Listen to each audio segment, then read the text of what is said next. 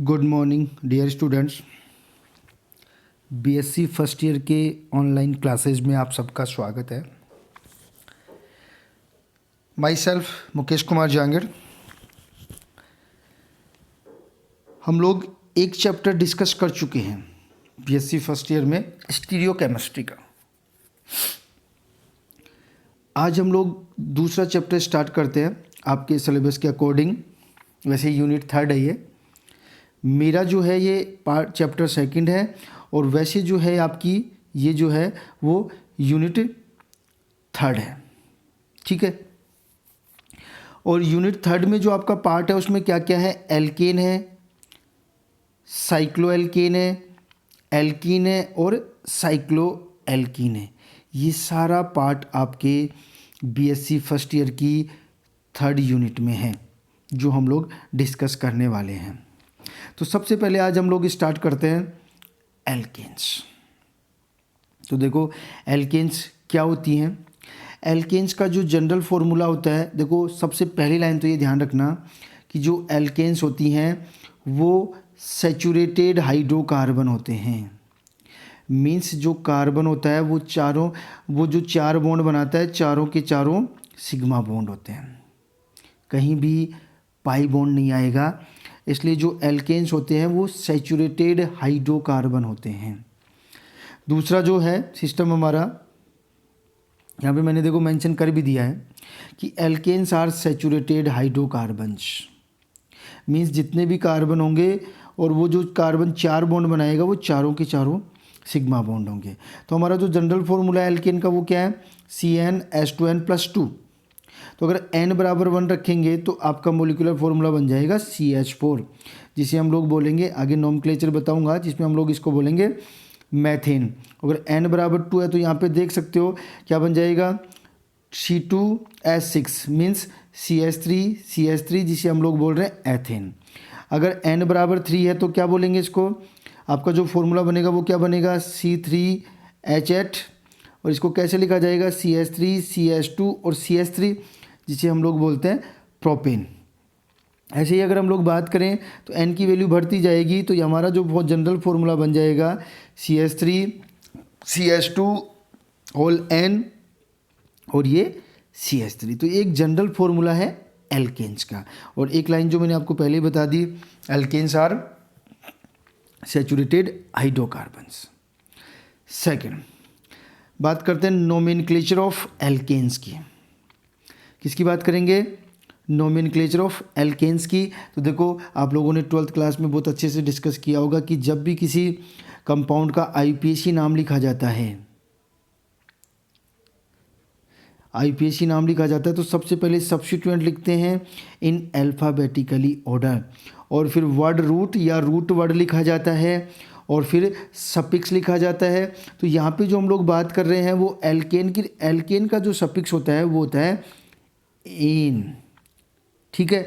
Word root आपको पता है, वर्ड रूट का मतलब होता है कि जो आपकी मुख्य कार्बन श्रृंखला है उसमें कितने कार्बन है। तो आप लोगों ने पढ़ा होगा 1 कार्बन के लिए मैथ, 2 के लिए एथ, 3 के लिए ब्यूट, 3 के लिए प्रोप, 4 के लिए ब्यूट, 5 के लिए पेंट, 6 के लिए हेक्स, 7 के लिए सेप्ट, 8 के लिए ऑक्ट, 9 के लिए नोनेन और 10 के लिए डेका। ये वर्ड रूट होता है। और बाकी फिर क्या किया जाता है, सब्स्टिट्यूएंट का नाम लिखा जाता है अल्फ़ाबेटिकली ऑर्डर में।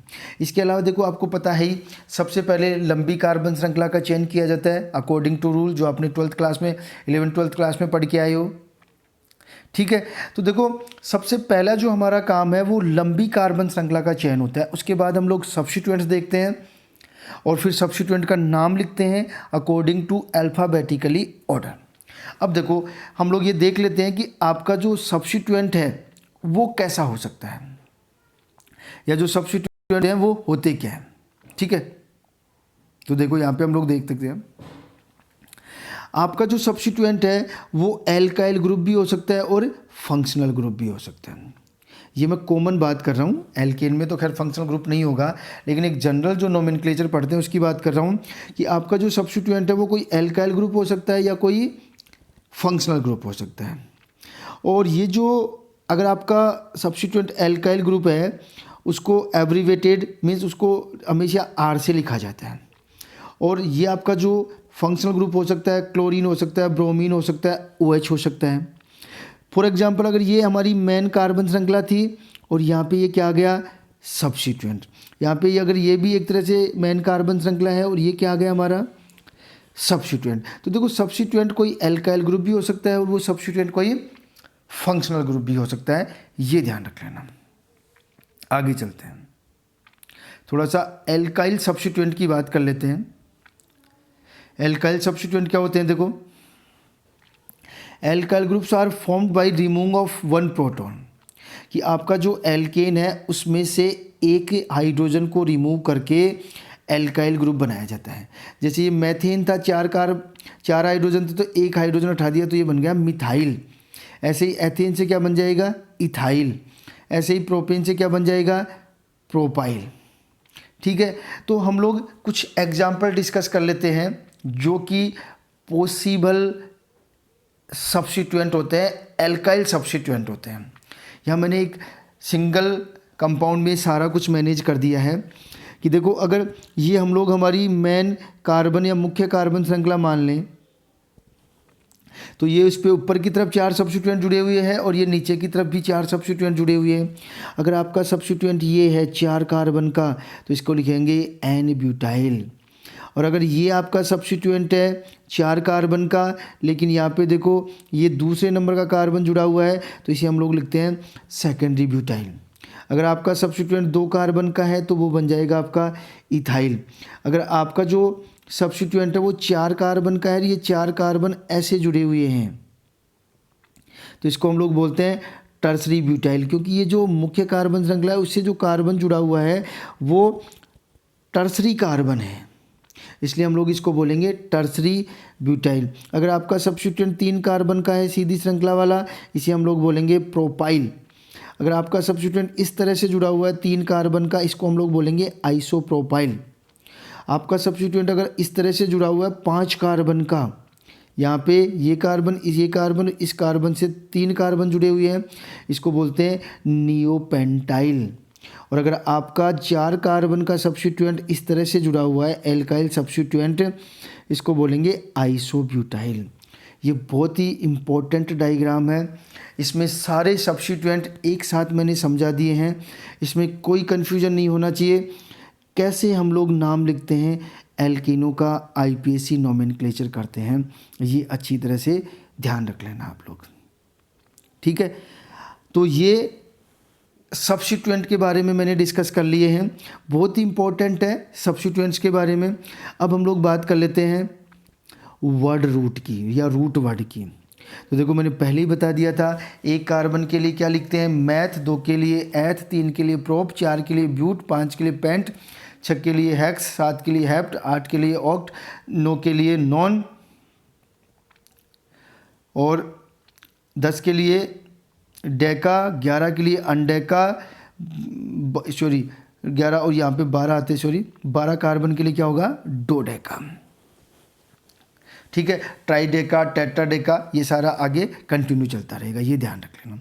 यहीं पे मैंने देखो लिख दिया है, जो एल्केन हमारा होगा उसका जो सफिक्स होगा वो हमेशा एन होता है। तो ये तीनों चीज़ें मैंने बता दी हैं, सब्स्टिट्यूएंट क्या होते हैं वो मैंने बता दिया, वर्ड रूट क्या होगा वो मैंने बता दिया और सफिक्स मैंने बता दिया है। अब हम लोग कुछ एग्जाम्पल डिस्कस कर लेते हैं जिससे कि सारी चीज़ें क्लियर हो जाएंगी हमारी। फर्स्ट एग्जाम्पल लेते हैं। देखो फर्स्ट एग्जाम्पल ये है, तो इसमें जो सबसे लंबी श्रृंखला है ना वो 8 कार्बन की है और इसमें एक सब्स्टिट्यूएंट यहाँ, एक सब्स्टिट्यूएंट यहाँ है। तो जब इसकी नंबरिंग करेंगे हम लोग तो आपको पता है कि उधर से नंबरिंग करेंगे जहाँ सर उस कार्बन को सबसे पहले नंबरिंग मिले जिस पे सब्स्टिट्यूएंट जुड़ा हुआ है। तो नंबरिंग यहाँ से होगी 1 2 3 4 5 6 और ये 7 आएगा। यहाँ पे मैंने 8 लिख दिया गलती से, ये 7 ही कार्बन है, नाम में सही लिखा है मैंने, बिल्कुल हेप्टेन ही लिखा है। तो देखो क्या नाम हो जाएगा इस कंपाउंड का, दूसरे कार्बन पे क्या जुड़ा, मिथाइल, और 5वें पे क्या जुड़ा हुआ है, इथाइल। दूसरे पे क्या है, मिथाइल, और तीसरे पे 5वें पे क्या है, इथाइल। तो पहले कौन आएगा, अल्फ़ाबेटिकल के अनुसार इथाइल। तो देखो थोड़ा सा मैंने यहाँ बाई मिस्टेक लिख दिया है, ये 5 मिथाइल की जगह आएगा 5 इथाइल, 5 इथाइल 2 मिथाइल हेप्टेन। ये ध्यान रख लेना, ये आप करेक्शन कर लेना, थोड़ा सा बाई मिस्टेक हो गया है, मेरे को यहाँ पे इथाइल लिखना था लेकिन गलती से मिथाइल लिखा गया। तो इस कंपाउंड का जो नाम होगा, आईपीएसी नेम होगा, वो क्या होगा, समझ में आ गया? क्या नाम होगा? 5 ethyl 2 methyl heptane. Next compound की बात करते हैं हम लोग। देखो इस कंपाउंड में अगर हम लोग सबसे लंबी कार्बन श्रृंखला की बात करें तो सबसे लंबी जो कार्बन श्रृंखला होगी ये होगी 6 कार्बन की, 1 2 3 4 5 और 6। अब इसकी नंबरिंग स्टार्ट करें तो नंबरिंग इधर से स्टार्ट होगी 1 2 3 4 5 और 6।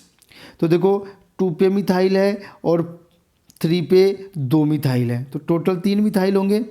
नाम क्या लिखेंगे इसका? देखो टोटल 3 मिथाइल हो गए ना, तो नाम क्या लिखेंगे? देखो इसका एक 2 पे है, 2 3 पे है, तो क्या लिखेंगे? 2 3 3 ट्राई मिथाइल हेक्सेन। ये ध्यान रख लेना, क्या नाम लिखा जाएगा इसका? 2 3 3 ट्राई मिथाइल हेक्सेन।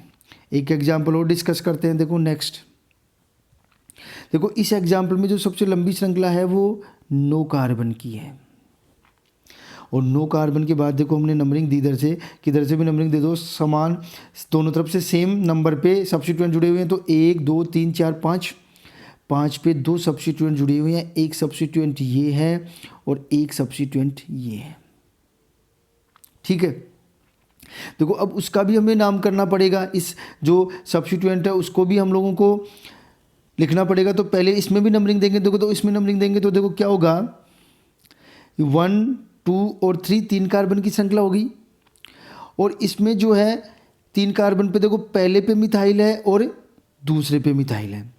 तो ये जो हमारा सब्स्टिट्यूएंट है वो क्या हो गया? 1 2 डाईमिथाइल प्रोपाइल। 1 2 dimethyl propyl. ऊपर वाला भी सेम है तो इसको भी क्या लिखेंगे? 1 2 डाईमिथाइल प्रोपाइल। क्या लिखेंगे? 1 2 डाईमिथाइल। ठीक है, तो इसका नाम क्या लिखा जाएगा? देखो 5वें कार्बन पे जुड़े हुए हैं दोनों ग्रुप, तो क्या लिखेंगे? 5 5। कितने ग्रुप हैं? 2 2 के लिए क्या लिखा जाएगा? 20। ऑर्गेनिक ग्रुप है इसलिए 20 लिखेंगे। अगर इनऑर्गेनिक होते या वैसे सब्स्टिट्यूएंट होते तो फिर डाई लिखते। तो 5 5 20। अब उस सब्स्टिट्यूएंट का नाम लिखा जाएगा 1 2 डाईमिथाइल प्रोपेन, और फिर मुख्य श्रृंखला का नाम लिखा जाएगा नोनेन।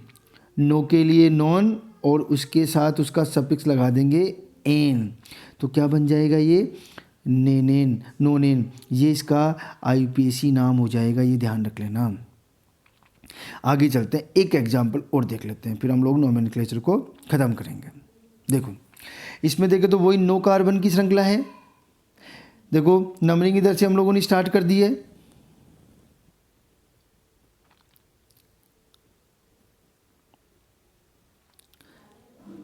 ठीक है, ये मेरे को लग रहा है ये तो काफ़ी गलत लिख दिया है मैंने, कहीं से मिस्टेक हो गया है। ये इसका जो नाम लिखा है मैंने वो गलत हो गया है काफ़ी सारा। आप इस एग्जाम्पल को छोड़ देना एक बार, ठीक है? ये एग्जाम्पल आप लोग रहने देना क्योंकि मैंने इसका नाम गलत लिख दिया है। ये 6 इथाइल आएगा यहाँ पे, या फिर हम लोग एक बार देख सकते हैं, कोई ज़्यादा डाउटफुल नहीं है। देखो एक करेक्शन कर लेना आप लोग कि अगर हम लोग यहाँ पे देखें तो ये लंबी कार्बन श्रृंखला हो गई। यहाँ पे देखो ये जो 5 नंबर का है, ये जो 6 नंबर का है कार्बन, तो यहाँ से देखो इस पर अगर हम लोग बात करें 6 नंबर की, तो इस पर तो इथाइल है तो क्या हो जाएगा? 6 इथाइल, और 5 पे क्या जुड़ा हुआ है? ये एक अलग श्रृंखला बन गई। तो यहाँ से 1 2 3 4 4 कार्बन, और पहले और दूसरे पे सब्स्टिट्यूएंट, तो क्या लिखेंगे? 1 2 डाईमिथाइल ब्यूटाइल नोनेन। ये ध्यान रख लेना, ठीक है? आगे चलते हैं, एक और टॉपिक है हमारा, उसको भी ख़त्म कर लेते हैं। जो कार्बन होते हैं एल्केन में वो 4 तरह के होते हैं। कितने तरह के होंगे? 4 तरह के। तो देखो एक तो होता है प्राइमरी कार्बन, वो होता है जिससे केवल एक कार्बन जुड़ा हुआ। एक होता है सेकेंडरी कार्बन, वो होता है जिससे 2 कार्बन जुड़े हुए हों। एक होता है टर्सरी कार्बन, वो होता है जिससे 3 कार्बन जुड़े हुए हों। और एक होता है क्वाटरनरी कार्बन, जिसे 4 कार्बन जुड़े हुए हों। ये ध्यान रख लेना अच्छी तरह से, ठीक है? तो ये आपका आज एल्केन का जनरल इंट्रोडक्शन हो गया है, नोमेनक्लेचर बता दिया है। नेक्स्ट क्लास में हम लोग डिस्कस करेंगे method of preparation of alkanes, जो बहुत ही इम्पोर्टेंट पार्ट है। ठीक है, तो मिलते हैं नेक्स्ट क्लास में।